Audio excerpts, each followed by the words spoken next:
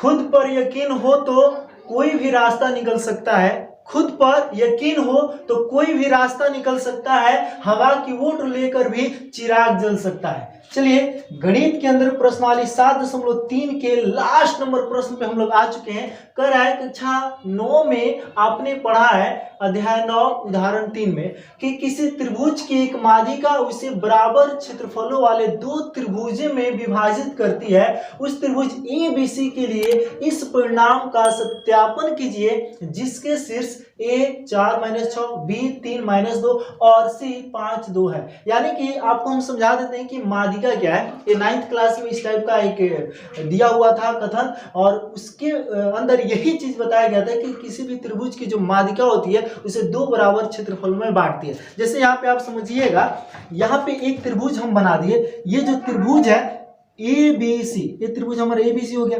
माध्यिका किसे कहते हैं समझिएगा कि अगर ये मान लीजिए कि कोई शीर्ष है, इस शीर्ष के सम्मुख भुजा, ठीक है ना, सम्मुख का मतलब होता है सामने, ठीक है ना, सामने वाली भुजा, अगर मैं ए शीर्ष से अगर चलने का प्रयास करूं तो इसके सामने वाला भुजा क्या है, BC है। अगर B शीर्ष से चलने का प्रयास करूंगा तो सामने वाला भुजा हमारा AC है। अगर C शीर्ष से अगर चलने का प्रयास करूंगा तो सामने वाला भुजा हमारा क्या होगा, AB होगा। तो चलिए हम A शीर्ष से चलते हैं, तो A शीर्ष से जो भुजा सम्मुख भुजा कौन है, BC है, तो इस BC भुजा पर माध्यिका खींचेंगे, ठीक है। तो माध्यिका जो होती है बाबू, वो सम्मुख भुजा के मध्य बिंदु को मिलाने वाली रेखाखंड होती है। ये जो BC हमारा भुजा है, इसके मध्य में, यानी कि मान लीजिए कि बीचों बीच ये है, और इस बिंदु पर अगर इस शीर्ष से यहाँ पे कोई रेखाखंड खींच दिया जाए तो यह रेखाखंड इसकी, जिस मान इसका नाम AD दे दी, तो AD इसका माध्यिका कहलाएगा, ठीक है ना। और इससे आपको दो तरह के त्रिभुज प्राप्त होते हैं, ADB और यह ADC। ये दोनों त्रिभुजों का जो क्षेत्रफल होगा वो बिल्कुल बराबर होगा। तो हम लोग माध्यिका के बारे में जान गए कि किसी त्रिभुज के अंदर किसी उसके शीर्ष से सम्मुख भुजा पर खींची गई रेखाखंड क्या होती है, माध्यिका कहलाती है।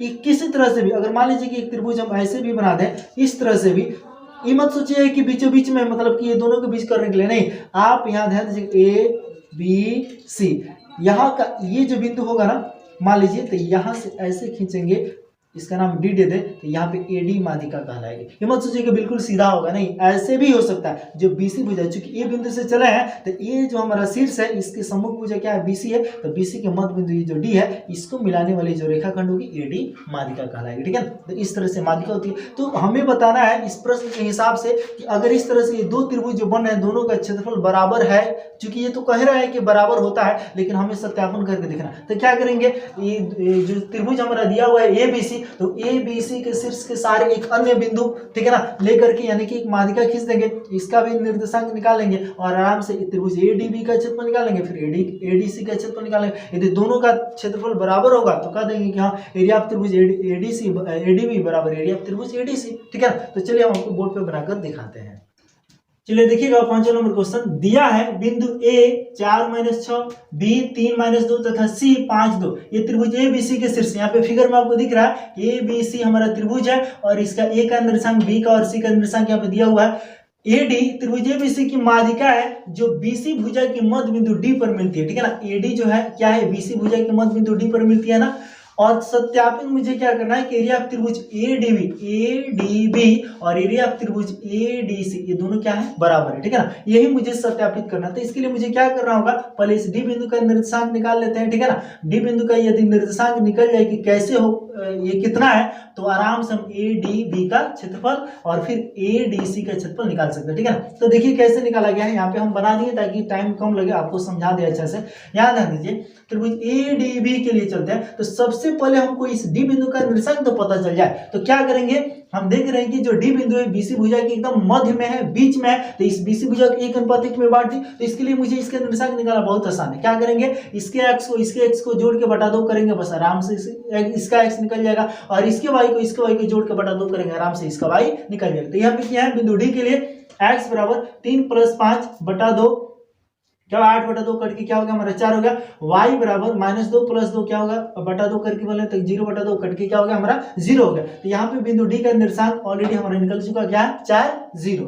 अब इसके बाद हम क्या करेंगे, प्रश्न से चलेंगे, त्रिभुज ADB से चल DB के लिए, ठीक है ना। तो त्रिभुज ADB के लिए तो हमारा यह x1 y1 x2 y2 x3 y3 यहाँ पे हम लिख दिए हैं। और सूत्र से चलते हैं। त्रिभुज ADB का क्षेत्रफल क्या होता है 1/2 into x1 into y2 minus y3 plus x2 into y3 minus y1 plus x3 into y1 minus y2। ये हमारा सूत्र हो गया। और यहाँ पे जहां जहां x1 y1 और x3 y3 जो भी है उसको हम यहाँ पे रख देंगे। तो ध्यान दीजिए 1/2 हो गया। x1 को मान क्या है, x1 को मान है 4, यहाँ 4 लिख दिए इंटू y2 कितना है, तो y2 हमारे क्या है 0, और यहाँ पे माइनस y3 कितना है -2, तो ये माइनस माइनस मिलकर प्लस 2 हो गया, प्लस x2 कितना है, तो x2 हमारा 4 लिख दिए, और यहाँ पे y3 कितना है, तो -2, और यहाँ पे यह माइनस, ठीक है, और यहाँ पे y1 का मान क्या है -6 है, तो यह माइनस मिलकर क्या हो गया +6, और यहाँ पे प्लस x3 कितना है, तो x3 हमारा 3 है, और यहाँ पे इंटू y1 कितना है, तो y1 हमारा -6, तो -6 लिख दिया है, और यहाँ पे यह माइनस y2 कितना है, तो y2 हमारा 0 है, 0 लिख दिया, ठीक है। उसके बाद ध्यान दीजिए 1/2 हो गया, 4 गुना 0 और 2 को जोड़ेंगे तो 2 ही होगा, प्लस यहाँ पे 4 गुना और 6 में से 2 गया तो क्या हो जाएगा 4 हो जाएगा, प्लस 3 गुना और यहाँ पे -6 और 0 क्या होगा -6 ही होगा। आगे बढ़िएगा 1/2 हो गया, 4 दूना 8 हो गया, यहाँ पे 4 को 16 होगा, और यहाँ प्लस माइनस क्या होगा -6 होगा। यहाँ पे 1/2 इंटू और 8 और 16 को आराम से जोड़ेंगे, क्या होगा बाबू 24, और ये -18, 24 में से 18 गया तो 6 बचा, और यहाँ पे 2 से 6 3 बार कट गया, तो यहाँ पे 3 वर्ग मात्र क्या होगा त्रिभुज ADB का क्षेत्रफल हो गया, ठीक है ना। और इसके बाद हम क्या करते हैं, त्रिभुज ADC का क्षेत्रफल निकाल लेते हैं। यदि उसका भी अगर 3 वर्ग मात्र आ जाएगा तो कह देंगे कि अतः एरिया ऑफ त्रिभुज ADB बराबर है एरिया ऑफ त्रिभुज ADC के, ठीक है ना, और हमारा सत्यापित हो जाएगा। तो चलिए आप इसका एक स्क्रीनशॉट ले लीजिए या आप इसको नोट कर लीजिए, इसके बाद हम इसे मिटा करके और त्रिभुज ADC का क्षेत्रफल निकाल के आपको बताते हैं, ठीक है।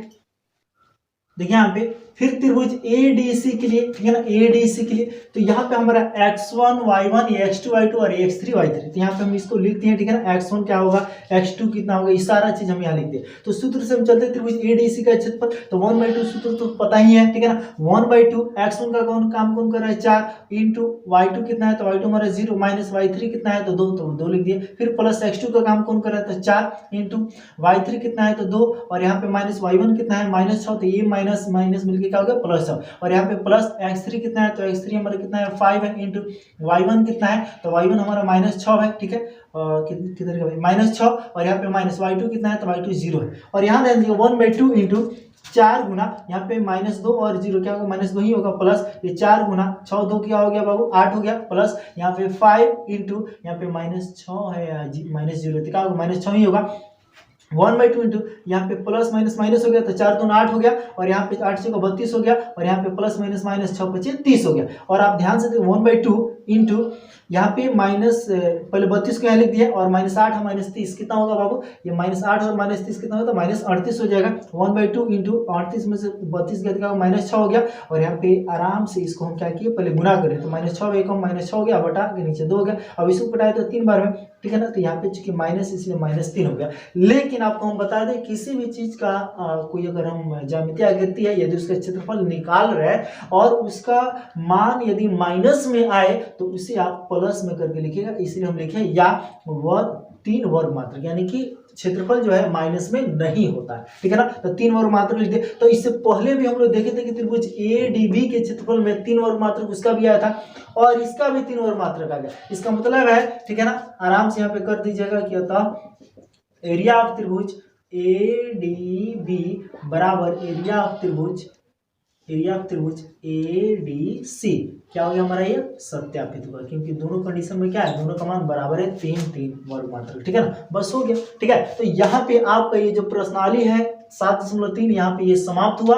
ये प्रश्नावली ही नहीं, ये लास्ट नंबर क्वेश्चन था, यही नहीं बल्कि इस प्रश्नावली के साथ साथ ये अध्याय भी समाप्त हो गया। इसके बाद चूंकि बाकी प्रश्न तो हम बनाए हैं, तो हम 7 के बाद हम त्रिकोणमिति का भी वीडियो अलग से बनाएंगे, लेकिन अभी फिलहाल में अध्याय 12 चल रहा है, ठीक है। अध्याय 12 का एक एक करके हम आपको वीडियो डाल देते हैं पूरे प्रश्नावली के एक एक प्रश्न के साथ। तो चलिए इसके बाद हम मिलते हैं नए अध्याय के साथ, अध्याय 12 के लिए एक एक प्रश्न के साथ। तब तक के लिए जय हिंद।